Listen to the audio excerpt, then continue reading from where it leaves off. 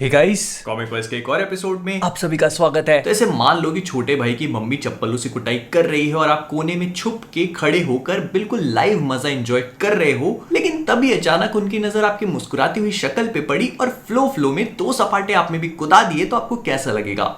हाँ, तो पिछले एपिसोड में उआटू द वॉचर को भी कुछ वैसा ही फील हुआ। जो शख्स मल्टीवर्स के अलग अलग यूनिवर्स में जाकर वहां के कांड देख रहा था और गुलछर्रे उड़ा रहा था, उसकी लिबर उसी को भारी पड़ गई। लेकिन इसके बाद भी जिस बहादुरी से उआटू द वॉचर ने उल्टीसन का सामना किया, इस चीज ने मुझे थोड़ा सा सोच में डाल दिया। तो कॉमिक वर्स से मैं हूं मोहित और आज हम लोग बात करने वाले हैं कि आखिरकार उआटू द वॉचर है कौन और ये कितना ताकतवर है। तो बिना छुप कर कुछ भी देखे, चलिए शुरू करते हैं।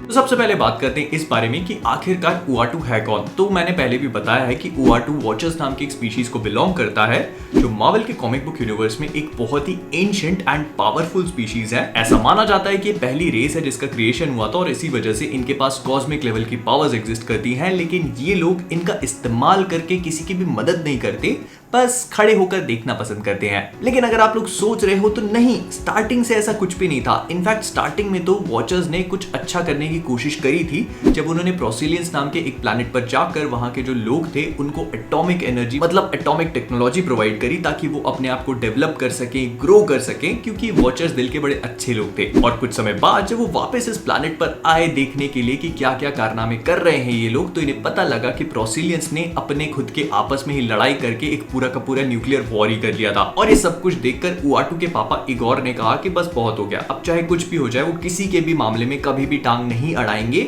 लेकिन हाँ देखेंगे जरूर। अब उआटू अपने पापा को मना करता है कि नहीं पापा ऐसा मत करो, हमको अपनी टेक्नोलॉजी का यूज करना चाहिए। एक बार इंसिडेंट हो गया तो इसका मतलब ये थोड़ी ना है कि हर बार होगा, लेकिन उसके पापा उसकी बात सुनते नहीं है। और ऐसे ही ये लोग एक प्लैनेट को ऑब्जर्व करते हैं जो क्या करता है कि जितना भी उनका एटॉमिक वेस्ट है उसको स्पेस में छोड़ देता है। तो उआटू को लगता है कि अभी वेस्ट जिस भी प्लैनेट के कांटेक्ट में आएगा तो वो प्लैनेट पूरी तरह से डिस्ट्रॉय हो जाएगा, लेकिन मजबूरी में आकर वो कुछ भी नहीं कर पाता और अल्टीमेटली एक प्लैनेट आता है जो पूरी तरह से खाली था, जो पूरी तरह से डोमेंट था, जो किसी काम का नहीं था, और वो उस एटॉमिक वेस्ट से टकराता है एंड दोनों चीजें डिस्ट्रॉय हो जाती है। और ये देखकर उआटू को रियलाइज होता है कि यहाँ पे तो किसी की जान ही नहीं गई। तो एक तरह से जो भी उनका डिसीजन है, मतलब खड़े खड़े देखने वाला, वो तो बहुत ही बढ़िया है। तो इसके बाद से जितने भी वॉचर्स हैं वो किसी के भी मामले में टांग नहीं अड़ाते उआटू को छोड़कर। और जैसा हमने एमसीयू के व्हाट इफ में देखा था कि वॉचर के रहने के लिए एज सच कोई भी प्रॉपर जगह नहीं है और वो एक तरह से टाइमलाइंस के बीच में रह रहा था, तो कॉमिक बुक्स में ऐसा नहीं होता है। कॉमिक बुक्स में क्या होता है कि जितने भी वॉचर्स होते हैं उनमें से हर एक को एक प्लैनेट दे दिया जाता है ताकि वो उसके चांद पर रहकर उसको ऑब्जर्व कर सके।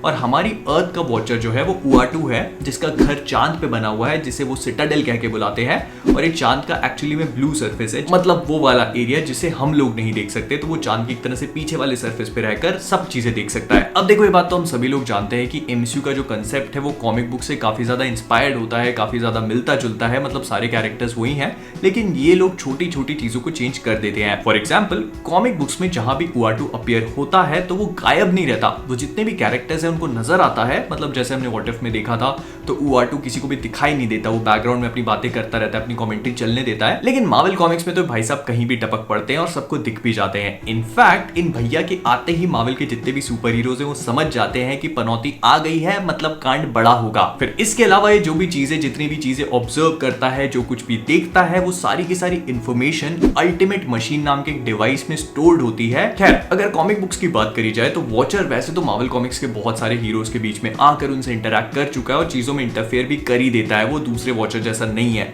लेकिन उसका सबसे हेवी इंटरैक्शन ज्यादातर फैंटास्टिक फोर के साथ ही होता है, जिसकी शुरुआत भी उन्हीं से हुई थी। अब क्या होता है कि एक बार रीड रिचर्ड्स और सूजन स्टॉर्म की शादी हो रही होती है और उसमें डॉक्टर डूम क्या करते हैं कि एक डिवाइस का इस्तेमाल करके सारे के सारे विलन्स की मेमोरी मैनिपुलेट कर देते हैं और उनकी शादी पर अटैक करवा देते हैं। तो वॉचर के साथ मिलकर रीड इस पूरी प्रॉब्लम का सॉल्यूशन निकालता है और जो विलन्स होते हैं उनकी मेमोरीज को मैनिपुलेट करके दोबारा से उनको वहां पर अपनी जगह पर वापस भेज देते हैं। तो फाइट एक तरह से होती ही नहीं है। और इसके बाद रीड और सू की शादी हो जाती है एंड उनका हनीमून मनाने के लिए वॉचर उनको अपना चांद पे बना हुआ सिटाडेल दे देता है ताकि उनको देख सके। मजाक कर रहा हूँ, क्या पता देख भी सकता है। फिर इसके बाद एक और बहुत ही बढ़िया सी कहानी थी, जब उआटू को पता लग जाता है कि सिल्वर सर्फर अर्थ पे आने वाला है, तो वो क्या करता है कि अर्थ से, क्योंकि उसका बहुत ज्यादा अटैचमेंट है, तो पूरी की पूरी अर्थ को ही हाइड कर देता है। मतलब उसके पास इतनी ज्यादा पावर है कि वो अर्थ को ही इनविजिबल बना सकता है। लेकिन अल्टीमेटली गैलेक्टस को इस बारे में पता लग जाता है और वो अर्थ पे आता है, उसको कंज्यूम करने की कोशिश करता है। लेकिन एक बार फिर से उआटू ह्यूमन टॉर्च का यूज करता है, उसकी पावर्स को बूस्ट अप करता है और उसे गैलेक्टस के वर्ल्ड शिप पे भेज देता है, ताकि अल्टीमेट नलीफायर नाम का एक बहुत ही पावरफुल वेपन को वो रिट्रीव कर सके।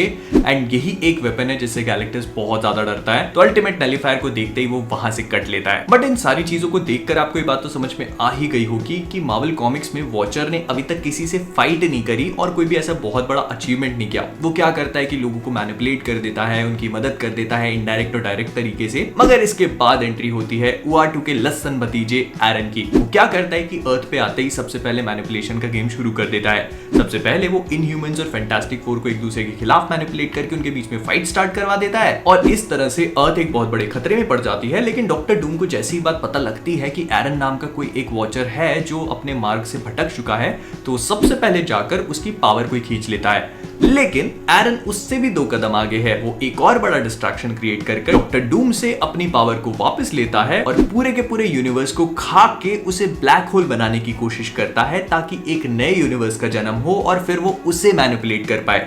सोच लो कितना खतरनाक होगा ये। हालांकि उआटू अपनी ताकत का इस्तेमाल करता है और उसे भी रोक देता है, लेकिन ये बात बताती है कि वॉचर्स के पास एक्चुअली में कितनी ज्यादा पावर है। एक पूरे के पूरे यूनिवर्स को कंज्यूम करके उसे ब्लैक होल में कन्वर्ट कर देना कोई भी मामूली फीट तो है नहीं। एंड आप सभी लोग सोच रहे होगे ना कि लेकिन उआटू ने तो कसम खा रखी है कि वो कभी भी इंटरफेयर नहीं करेगा। हाँ, तो मार्वल कॉमिक्स में जो ड्रीमिंग सेलेस्टियल टाइमुट है, उसने एक बार बताया था कि ये कभी टांग ना अड़ाने वाली कसम खाने वाले उआटू द वॉचर भाई साहब 400 बार अपने रूल को तोड़ चुके हैं। 400 बार। और अब जब ये इतना पावरफुल है तो ऑफ कोर्स इसे मारना तो बहुत मुश्किल होगा ही ना। बिल्कुल भी नहीं। एक्चुअली में ओरिजिनल सन नाम की एक सीरीज, जिसे मैंने अपने चैनल पे ऑलरेडी कवर किया हुआ है, प्लेलिस्ट की लिंक ऊपर फ्लैश हो रही होगी, नहीं देखा तो जाकर एक बार देख लेना। उसमें क्या होता है कि चांद पे जो इसका घर बना हुआ है, वहां पे कुछ विलन्स आ जाते हैं और इसकी एक आंख ही निकाल के ले जाते हैं। फिर उसके बाद क्या होता है कि निक फ्यूरी आता है, देखता है कि वॉचर एकदम खूना खच्चर पड़ा हुआ है, तो उसकी मदद करने की बजाय वो उसकी दूसरी आंख भी निकाल के ले जाता है। लेकिन चिंता मत करो, कॉमिक बुक्स में कोई मरता नहीं है, तो ये कुछ टाइम तक मरने के बाद दोबारा जिंदा हो चुका है।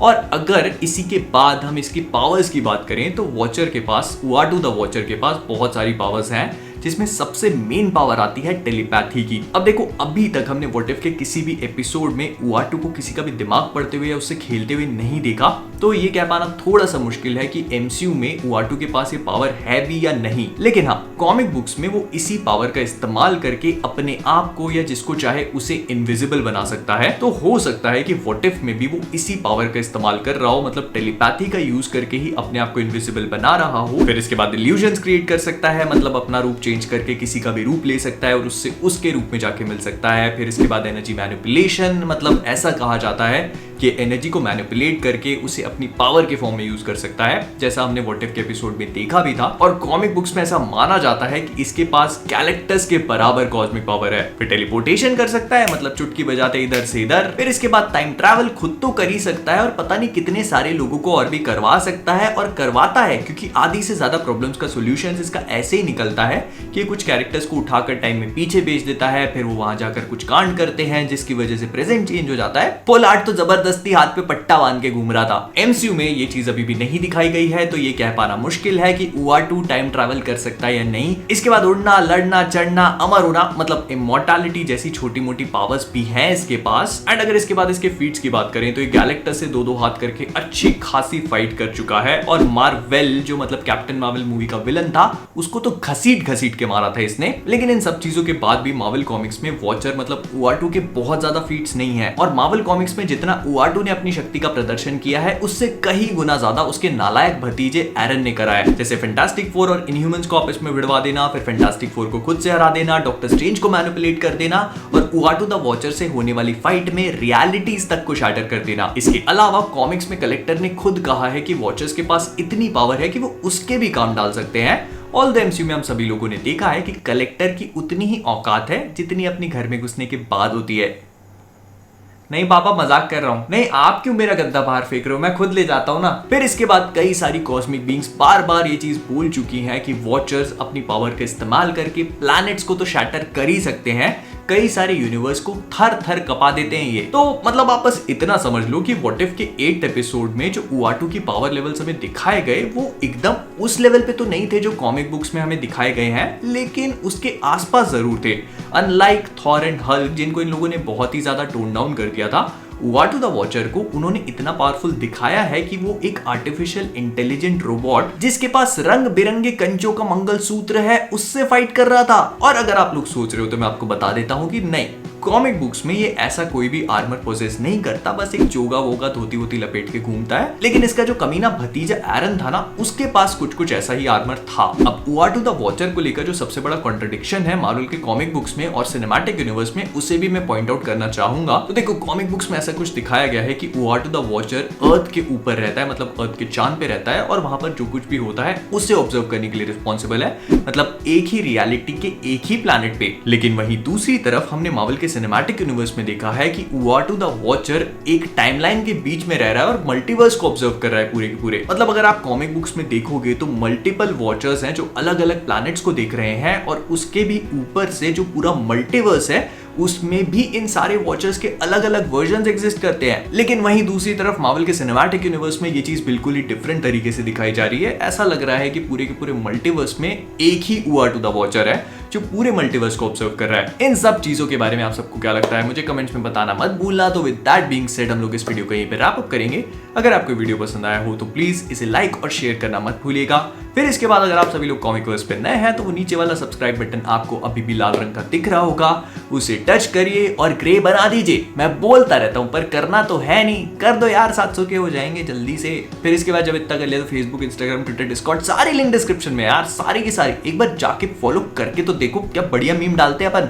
और जब इतना कर लिया है तो मेरी टी शर्ट अच्छी लग रही होगी आपको स्पाइडरमैन वाली, तो thecomicverse.com पे जाके शॉप अवे कर सकते हो। लोकी डिस्काउंट कोड का यूज करना मत भूलना। तो जाने से पहले कॉमिक वर्स से मैं हूं मोहित और आप सभी लोग as always keep being awesome.